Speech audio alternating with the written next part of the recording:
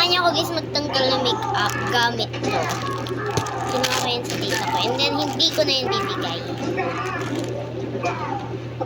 Why not? Charis.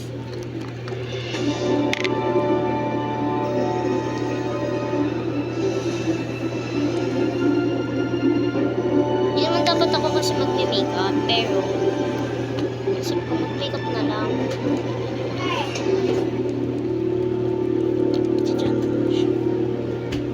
Cellphone naman ni Papa. Ligtas na po kayo.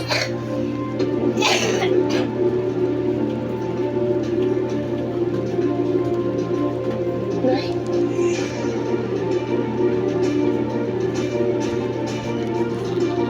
So, kukunin ko lang guys yung aking salamin.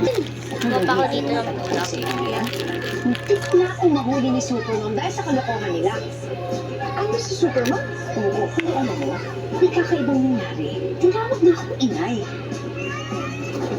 Hindi naman yung mga taga-konseho. Ano sabihin may bago na naman tayong kalaban? Don't worry about it, madam. Mga asumot lang yan. Ako nang bahala sa kanila.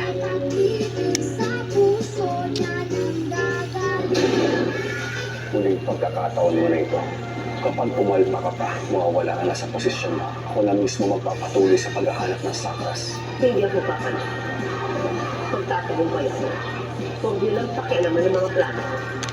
Lalong-lalo na ngayon na meron akong pagkakataon malaman kung sino si Superman. Anong ibig mo sabihin? Nay?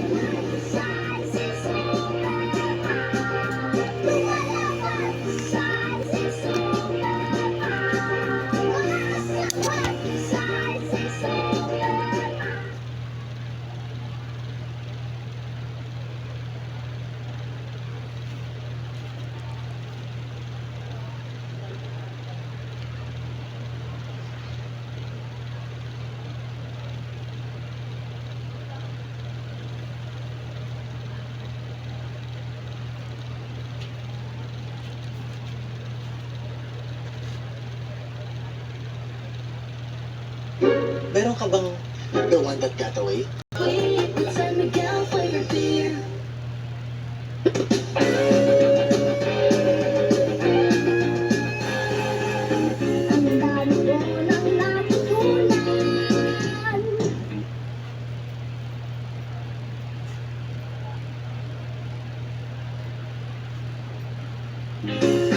Ang alam ng lahat, patay ka na. Well, I survived. And I believe ikaw daw nagpapatuloy sa lahat ng naumpisahan kong I guess may research tungkol papakita sa ko mga sa inyo. tamaw. Super Kaya ka ganda pala dito. nandito din. Ito Ano gusto siya. mong gawin natin? Tama si Kasama ko Bixby to guys. eh. Kailangan natin additional skills para makalaban yung mga tamaw. Pero madikit para niya. mabawi natin yung sakit na nagaw nila.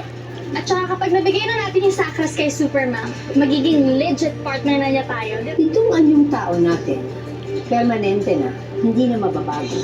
Bakit hindi ako ang nanatili?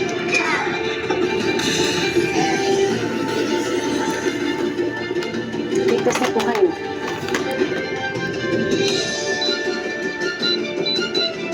Nay?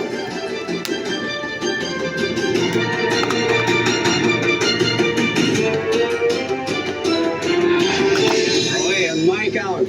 Position. 1, Ito guys Two. yung pang-latest makeup din. 3, 4, 5, 6, 7. Okay, isa pa. Ay, ito isang diretso lang to. Okay. Position. Ready? So na yan, okay na siya. Nalalala pa ako yata sa face ko.